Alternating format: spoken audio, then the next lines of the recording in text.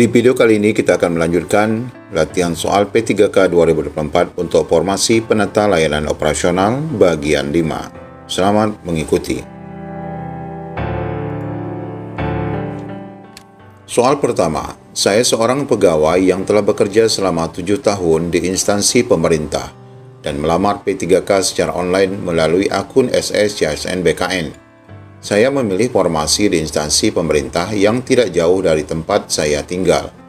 Beberapa waktu setelah mendaftar, pengumuman seleksi administrasi dibuka, dan saya melihat bahwa total peserta sangat banyak yang menjadi pesaing saya di formasi yang sama dengan saya. Maka sikap saya adalah: A. Saya percaya yang terbaik akan diterima. B. Saya berdoa dengan keyakinan tulus dan meminta restu orang tua agar diterima. Bapak Ibu, ini jawabannya baik-baik semua ya. Jadi Bapak Ibu pilih jawaban yang paling tepat. Saya akan berjuang belajar dari berbagai sumber buku dan internet supaya bisa lolos. D. Andai saja saya tahu pesaing saya sebanyak ini, saya akan pindah melamar ke formasi dan tempat lain. Dan E. Saya akan mencari cara untuk berkolaborasi dengan pesaing agar bisa memperkuat posisi saya dalam seleksi. Nah, dari 5 jawaban ini tidak ada yang salah, tapi ada satu jawaban yang paling tepat. Silakan Bapak Ibu pilih. Kita akan lihat jawabannya sebentar lagi. Jadi kalau Bapak Ibu ternyata banyak pesaing dalam melamar, apa yang Bapak Ibu akan lakukan? Kita lihat jawabannya. Jawabannya C ya. Pilihan C menunjukkan sikap proaktif dan berfokus pada upaya untuk meningkatkan peluang lolos seleksi. Belajar dari berbagai sumber dan mempersiapkan diri dengan baik adalah langkah yang lebih realistis dibandingkan dengan merasa kecewa atau melarikan diri dari persaingan atau mungkin menyalahkan orang lain. Soal kedua. Jika di kantor Anda ada rekayasa laporan keuangan, maka sikap Anda adalah, jika ada laporan yang direkayasa.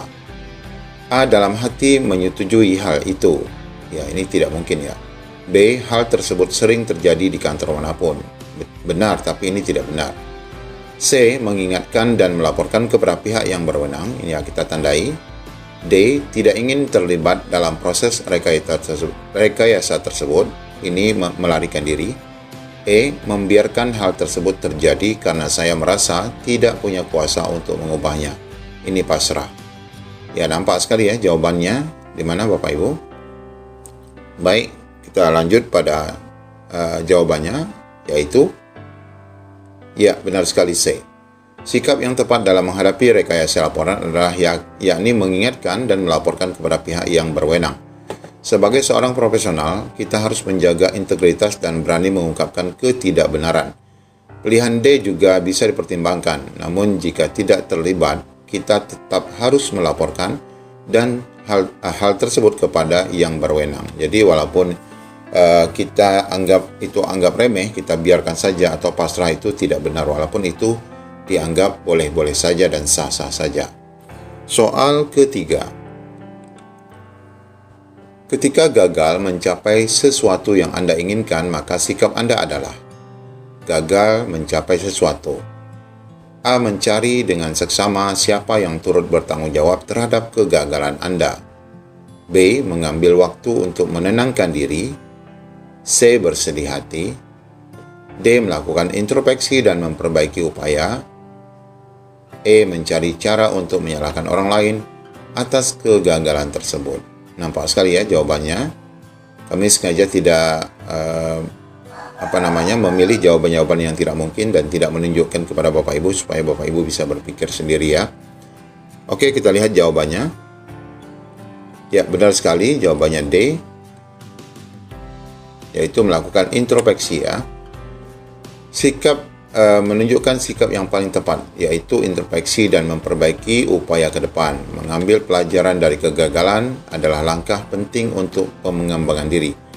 Pilihan A dan E tidak konstruktif karena lebih berfokus pada mencari siapa yang salah ketimbang mencari solusi dan perbaikan. Soal berikutnya. Anda mengajukan suatu usulan kepada atasan Anda, namun usulan tersebut menurut atasan Anda kurang tepat. maka sikap Anda adalah usulan yang ditolak. Merasa sangat kecewa, mencari alternatif usulan lain yang tepat. Ini baik juga, ini tak boleh ya, yang A. C, kecewa, ini juga tidak boleh, namun berusaha melupakan hal itu. D, menerima begitu saja tanpa berusaha mencari alternatif, ini pasrah. E, mengabaikan keputusan atasan dan tetap mencoba untuk menjalankan usulan tersebut, ini membangkang. Mana yang paling tepat? Ya, kita lihat jawabannya sama dengan jawaban Bapak Ibu. Ya, B ya. Sikap B adalah paling tepat. Ketika usulan kita ditolak, kita harus tetap berpikir konstruktif dan mencari alternatif lain yang lebih tepat. Ini menunjukkan kemampuan untuk menerima umpan balik dan memperbaiki ide kita. Sikap A dan E lebih menunjukkan ketidakmampuan untuk beradaptasi dengan situasi, ya, yang tadi sifat membangkang dan sebagainya. Soal kelima. Jika seorang klien tiba-tiba datang menemui Anda di kantor karena harus segera menuju bandara untuk pulang ke daerahnya, maka sikap Anda adalah, jadi seorang klien tiba-tiba datang menemui Anda di kantor karena harus segera menuju bandara untuk pulang ke daerahnya. Bagaimana sikap Bapak Ibu menanggapi klien tersebut? A, segera menemuinya dan menanyakan kepentingannya. B, tidak mau menemuinya karena Anda sedang sholat. C, menyuruhnya untuk menunggu. D, meminta teman Anda untuk menemuinya. E, memberikan kesempatan kepada klien untuk menyampaikan masalahnya di lain waktu. Nah, ini tiba-tiba datang karena keperluan mendesak. Yang mana Bapak Ibu? Ya, kita lihat jawabannya adalah ya, yang A ya, benar sekali. Sikap A menunjukkan profesionalisme ya, walaupun Bapak Ibu lagi sibuk atau apa, tetap menemui segera ya, yaitu memberikan pelayanan kepada klien, terutama jika mereka membutuhkan bantuan mendesak. Menunda pertemuan atau menyuruh orang lain bisa merugikan hubungan kerja. Tentunya, jika Anda sedang sholat, Anda bisa menyesuaikan waktu pertemuan. Namun, prioritasnya adalah tetap melayani klien. Soal ke-6. Suatu hari, seorang klien berkewarganegaraan asing menemui Anda untuk berkonsultasi. Ini orang asing ya. Anda tidak mengerti bahasa yang ia gunakan. Sikap Anda adalah A, meminta orang asing tersebut untuk datang lain kali dan membawa penerjemah. Nah, ini tidak mungkin ya. B, menyuruh rekan Anda untuk memahami bahasa orang asing tersebut untuk menemuinya. Ini boleh. C, meminta bantuan rekan Anda untuk memahami bahasa orang asing tersebut untuk menerjemahkan ketika Anda sedang berbicara. Ini lebih baik. D, berpura-pura mengerti dan melanjutkan percakapan. Ini tidak baik. E, mencari penerjemah profesional untuk membantu percakapan. Ini juga boleh. Yang mana Bapak Ibu yang paling tepat? Kita lihat jawabannya. Yang C ya. Pilihan C adalah yang paling tepat, yaitu meminta bantuan rekan untuk memahami bahasa asing untuk menerjemahkan. Jadi Bapak Ibu, karena Bapak Ibu yang bagian melayani, Bapak Ibu harus juga terlibat namun membawa rekan kerja ya. Ini memastikan komunikasi yang lancar dan tepat. Pilihan A dan B bisa menunda pertemuan yang seharusnya bisa dilakukan segera. Sementara D bisa menyebabkan salah paham yang berisiko. Ini karena mengambil orang lain ya, atau bukan orang ahli ya dalam menjawab pertanyaan klien. Soal berikutnya. 7, agak panjang ya. Saya adalah seorang fresh graduate, baru lulus ya, yaitu tahun 2023. Setelah beberapa bulan mencari pekerjaan, akhirnya saya diterima di salah satu perusahaan yang tidak terlalu jauh dari rumah. Saya telah bekerja selama kurang lebih 2 minggu di tempat ini. Ada banyak tantangan dan tekanan yang saya rasakan, tetapi rekan kerja dan atasan saya sangat baik. Tiba-tiba saya mendapatkan informasi lewat email bahwa saya diterima pula di perusahaan lain yang sempat saya lamar sebelum masuk ke perusahaan saat ini. Ketika saya melihat profil perusahaan tersebut, ternyata itu adalah perusahaan besar dengan karyawan yang sangat banyak. Perusahaan ini juga memiliki reputasi yang lebih besar, kantor yang lebih bagus, dan terlihat lebih mewah. Ketika saya melihat ternyata gaji yang ditawarkan sama dengan perusahaan saya saat ini bekerja, maka apa yang akan saya lakukan? Nah, jadi ada tawaran lebih baik, lebih cantik, lebih mewah, tapi gajinya sama dengan yang sudah ia bekerja saat ini. A. Meminta pendapat keluarga tentang keputusan apa yang harus diambil. Ini boleh. B. Tetap bekerja di tempat saya sekarang karena gaji yang diberikan sama dengan yang akan saya terima di perusahaan baru. Ini juga boleh. C. Meninggalkan perusahaan saat ini dan segera pindah ke perusahaan yang lebih besar. Jika etikanya baik, ini juga baik. D. Mencari informasi lebih lanjut tentang perusahaan baru sebelum membuat keputusan. Ini juga baik. E. Mengajukan permohonan cuti untuk beberapa hari agar dapat mempertimbangkan keputusan tersebut. Tidak perlu cuti harusnya ya. Yang mana Bapak Ibu jawaban yang paling tepat untuk soal ketujuh. Ya, kita lihat jawabannya adalah yang D, yaitu sikap yang paling bijak. Mencari informasi lebih lanjut mengenai perusahaan baru sebelum membuat keputusan. Ini lebih baik ya, artinya kita sebagai orang yang sangat profesional. Keputusan untuk pindah kerja tidak hanya tergantung pada gaji atau reputasi perusahaan, tetapi juga pada aspek lain, seperti lingkungan kerja, peluang pengembangan, kecocokan dengan nilai perusahaan. Pilihan A juga dapat membantu, yaitu tadi berkonsultasi dengan keluarga ya. Tetapi yang paling tepat atau yang paling penting adalah melakukan riset lebih lanjut terhadap tawaran pekerjaan tadi. Soal berikutnya, soal ke-8. Suatu hari Anda diberikan tugas untuk memimpin proyek yang sangat besar dengan tenggat waktu yang sangat ketat. Salah satu anggota tim Anda selalu terlambat dalam menyelesaikan tugasnya dan sering memberikan alasan. Sikap Anda adalah, kalian adalah pemimpin proyek ya, ada kawan yang lelet ya, bagaimana sikap kita? A. Mengabaikan keterlambatannya karena Anda tahu dia punya alasan pribadi. Ini tidak profesional. B. Memberikan teguran langsung dan memberikan kesempatan untuk memperbaiki kinerjanya. Teguran langsungnya harus juga etika ya. C. Mengambil alih tugasnya dan menyelesaikannya sendiri agar proyek tidak terlambat. Ini terlalu otoriter. D. Membiarkan dia tetap bekerja dengan cara yang sama karena setiap orang punya cara kerja yang berbeda. Ini terlalu pasrah. E. Menunggu hingga deadline mendekat untuk melihat apakah dia bisa memperbaiki dirinya. Ini tidak boleh, ini terlalu membiarkan waktu berlalu. Mana yang paling tepat? Ya, jawabannya adalah ya B, yaitu Anda perlu memberikan umpan balik dan yang konstruktif, membantu anggota tim untuk memperbaiki kinerjanya dan memastikan tenggat waktu dapat dipenuhi, yaitu menegur dengan langsung ya. Pilihan C bisa menjadi pilihan yang kurang tepat karena Anda seharusnya tidak mengambil alih tugas orang lain. Ini tadi ya, otoriter ya, melainkan membimbing mereka untuk lebih bertanggung jawab. Soal berikutnya, 9. Anda sedang bekerja dengan deadline yang sangat ketat dan mendekati hari terakhir. Seperti tadi ya, tiba-tiba atasan Anda meminta Anda untuk mengerjakan tugas tambahan yang memerlukan waktu perhatian penuh. Maka sikap Anda adalah, ini mendapatkan 2 kerja double yang semuanya penting. A. Menolak dengan sopan dan menjelaskan bahwa Anda sudah terlalu sibuk. Wajar. B. Menerima tugas tersebut dengan menyelesaikan pekerjaan yang sedang Anda lakukan lebih cepat. Ini hebat kalau bisa. C. Membicarakan dengan atasan untuk menunda tugas tambahan hingga pekerjaan yang ada selesai. Ini cukup kooperatif. D. Mengabaikan tugas tambahan dan melanjutkan pekerjaan Anda. Ya, tidak boleh begini ya, harus jelas kepada pimpinan.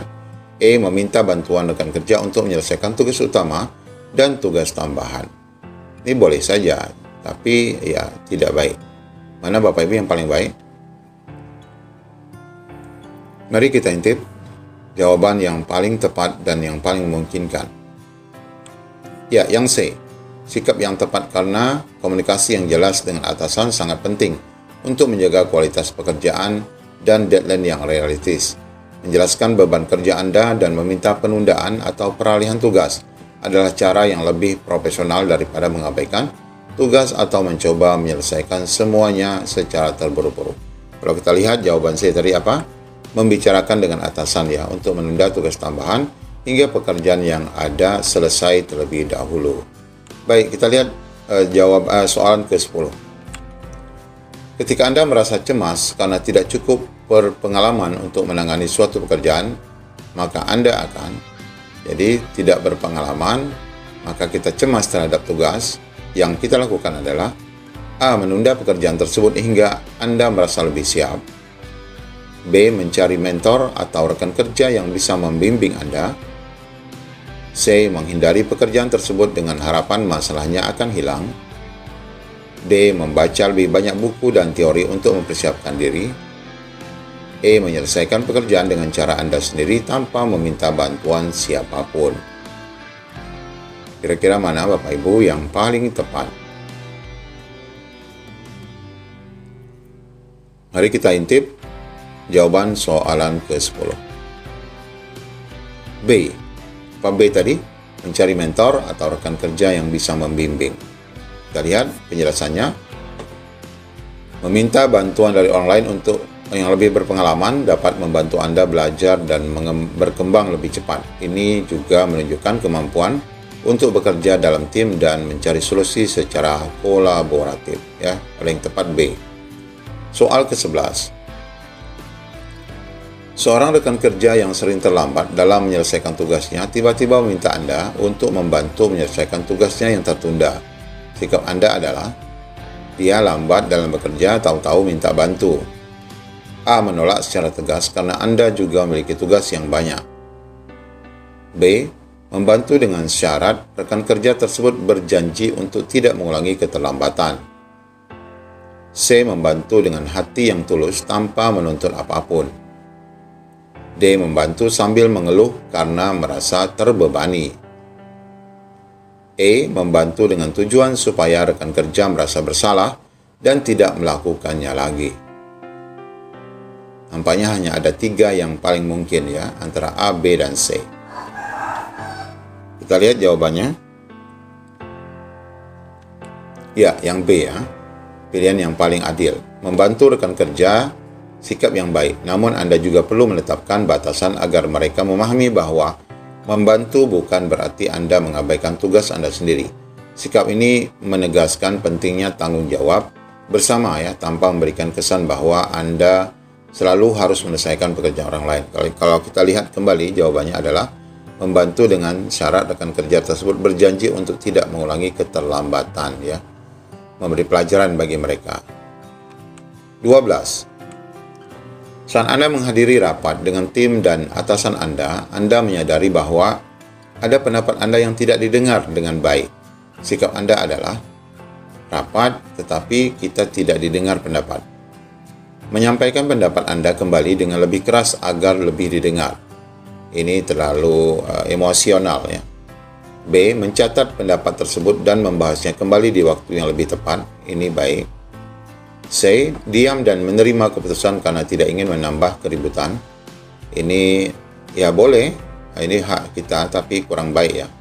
D. Menyampaikan pendapat Anda melalui email setelah rapat selesai. Ini juga boleh. E. Menghentikan rapat dan meminta perhatian untuk menyampaikan pendapat Anda. Ini tidak wajar. E dan C tidak mungkin. Jadi A, B, dan D. Mana? Kita lihat. B ya. Yang tepat adalah B. Jika pendapat Anda tidak didengar, memberikan waktu dan kesempatan untuk membahasnya di waktu dan tempat yang lainnya atau setelah rapat akan lebih konstruktif daripada menyampaikan pendapat dengan cara terburu-buru ataupun memaksakan pendapat kita sendiri. Kita lihat soal berikutnya. 13. Anda menerima umpan balik negatif dari atasan Anda mengenai pekerjaan Anda. Sikap Anda adalah, jadi pimpinan kita menganggap kurang baik ya terhadap pekerjaan kita. A. Marah dan membela diri karena merasa sudah berusaha sebaik mungkin. Ini tak mungkin ya, ini salah. B. Menerima umpan balik dengan lapang dada dan memikirkan bagaimana cara memperbaiki pekerjaan di masa depan. Ini sangat memungkinkan. Menyalahkan rekan kerja yang menyebabkan pekerjaan Anda tidak sesuai. Tidak mungkin. Mengabaikan umpan balik tersebut karena merasa tidak adil. Ini kita melawan. C. Mencari alasan lain yang bisa memberi umpan balik lebih positif. Ini juga baik. Jadi antara B dan E. Mana Bapak Ibu? Kita lihat jawaban yang paling tepat. Ya, B, benar sekali. Sikap profesional yang baik. Menghadapi umpan balik negatif dengan lapang dada dan melihatnya sebagai kesempatan untuk memperbaiki diri adalah langkah yang produktif atau baik. Marah atau menyalahkan orang lain hanya akan menghambat pekerjaan Anda. Soal ke-14. Seorang kolega menawarkan untuk membagikan proyek dengan Anda, tetapi Anda merasa terlalu sibuk untuk mengambil alih bagian proyek itu. Sikap Anda adalah, jadi dapat pekerjaan tambahan proyek lain ya. A. Menolak dengan sopan dan menjelaskan bahwa Anda sudah memiliki banyak tugas. B. Menerima tawaran tersebut karena tidak ingin menolak kolega Anda. C. Menerima tawaran dan mengerjakan proyek tersebut meski merasa kewalahan. D. Meminta kolega tersebut untuk membantu Anda dengan pekerjaan yang lebih besar. E. Menunda keputusan dan memberikan tahu kolega Anda nanti. Mana Bapak Ibu, sengaja kami tidak memberikan pilihan-pilihan yang utama. Silakan Bapak Ibu berpikir dan mencoba menelaah sendiri. Ya, kita lihat jawabannya. A. Benar sekali, menolak dengan sopan ya. Menolak tawaran dengan sopan dan menjelaskan bahwa Anda sudah memiliki banyak tugas, ini yang paling baik. Menunjukkan batasan yang sehat dalam bekerja dan memastikan kualitas pekerjaan Anda tetap terjaga dengan baik. Menolak dengan cara yang sopan dan menghargai tawaran kolega adalah bagian dari manajemen waktu yang baik pula. Soal ke-15. Di tempat kerja, Anda mengetahui bahwa rekan satu tim Anda melakukan kecurangan untuk menyelesaikan tugasnya lebih cepat. Sikap Anda adalah A. Mengabaikan hal tersebut karena itu bukan urusan Anda. B. Membicarakan masalah tersebut dengan rekan Anda secara pribadi.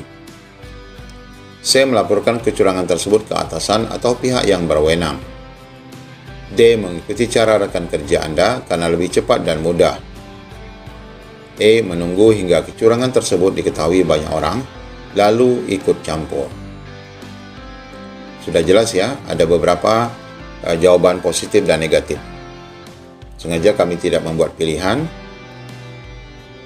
Ya, kita lihat jawabannya adalah C ya, yaitu melaporkan kecurangan adalah tindakan yang harus dilakukan demi menjaga integritas dan standar profesional di tempat kerja.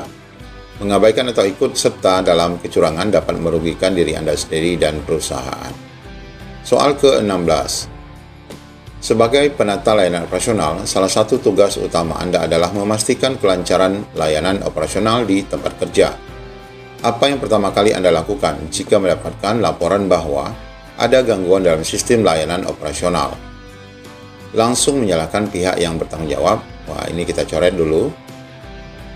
B. Menganalisis laporan gangguan dan mencari akar permasalahan. Baik. C. Menunggu hingga masalah tersebut semakin besar. Tidak baik. D. Memberitahu masalah tersebut kepada atasan tanpa melakukan apa-apa. Kurang baik. Membuat laporan gangguan tanpa menyelidiki lebih lanjut. Jelas ya, jawaban yang paling tepat. Ya, B. Langkah pertama adalah menganalisis laporan gangguan dan mencari akar permasalahan. Sebagai penata layanan operasional, Anda harus bersikap proaktif dan menyelesaikan masalah dengan pendekatan yang sistematis. 17. Dalam mengelola layanan operasional, salah satu tugas penata layanan operasional adalah melakukan pengawasan terhadap jadwal pelayanan. Jika ditemukan adanya penyimpangan dalam jadwal yang telah ditetapkan, maka tindakan yang tepat adalah mengabaikan penyimpangan dan melanjutkan pekerjaan seperti biasa, kurang baik. B. Melaporkan penyimpangan tersebut kepada atasan dan mencari solusi. Sepertinya ini yang tepat. Mengubah jadwal tanpa memberitahukan pihak terkait, tentu tidak. Menyalahkan pihak lain atas penyimpangan, ini juga tidak. Menunggu masalah semakin parah sebelum mengambil tindakan. Sudah jelas ya, jawabannya paling tepat adalah ya, yang B. Jika ditemukan penyimpangan, langkah yang tepat adalah melaporkan kepada atasan dan mencari solusi. Soal berikutnya. 18. Apa yang harus Anda lakukan jika Anda mengetahui bahwa terdapat keluhan dari pengguna layanan terkait kualitas pelayanan yang diberikan oleh unit kerja Anda? Jadi ada yang komplain. A. Mengabaikan keluhan tersebut karena Anda sudah melakukan tugas dengan baik. Menanggapi keluhan dengan mencari tahu penyebab dan melakukan perbaikan. Membalas keluhan dengan sikap defensif dan tidak mendengarkan kritik. menunggu keluhan semakin banyak baru mengambil tindakan, mengalihkan keluhan kepada rekan lain yang bertanggung jawab. Ya, sudah jelas jawabannya adalah ya, yang B. Sebagai penata layanan operasional, Anda harus menanggapi keluhan dengan serius, mencari tahu penyebabnya, dan segera melakukan perbaikan untuk meningkatkan kualitas layanan. Soal ke-19. Dalam rangka meningkatkan layanan operasional, Anda diminta untuk menyusun prosedur operasional standar atau SOP. Apa yang harus Anda lakukan dalam penyusunan SOP itu untuk meningkatkan layanan atau kualitas layanan? A. Menyusun SOP berdasarkan pengalaman pribadi tanpa melibatkan tim. Mengumpulkan informasi dan masukan dari berbagai pihak terkait untuk memastikan SOP efektif dan efisien. Menyusun SOP hanya berdasarkan teori tanpa mempertimbangkan kondisi di lapangan. Mengikuti SOP dari instansi lain tanpa modifikasi. Membiarkan SOP disusun oleh pihak lain yang tidak memiliki pengalaman di lapangan. Jawabannya jelas, ya, yang B. SOP yang efektif harus disusun berdasarkan informasi dan masukan dari berbagai pihak terkait. Soal ke-20. Sebagai penata layanan operasional, Anda harus dapat mengelola anggaran operasional. Apa yang sebaiknya Anda lakukan jika Anda menemukan bahwa pengeluaran untuk layanan operasional melebihi anggaran yang telah ditetapkan? Ada pembengkakan anggaran. A. Membiarkan pengeluaran melebihi anggaran dan berharap akan ada tambahan dana. Segera melakukan analisis untuk mencari penyebab kelebihan pengeluaran dan mengambil langkah-langkah penghematan. Mengabaikan masalah anggaran dan fokus pada pekerjaan lain. D. Mengurangi kualitas layanan untuk menyesuaikan dengan anggaran. E. Mengajukan permohonan anggaran tambahan tanpa mencari solusi penghematan lebih dahulu. Jelas jawabannya juga B. Langkah yang tepat adalah melakukan analisis untuk mencari penyebab kelebihan dan dari pengeluaran dan mengambil langkah penghematan. Baik Bapak Ibu, latihan soal ini semoga dapat memberikan pencerahan dan gambaran persiapan seleksi P3K Bapak Ibu untuk masa akan datang. Kita akan lanjutkan pada sesi berikutnya dan tetap semangat. Semoga sukses. Assalamualaikum warahmatullahi wabarakatuh.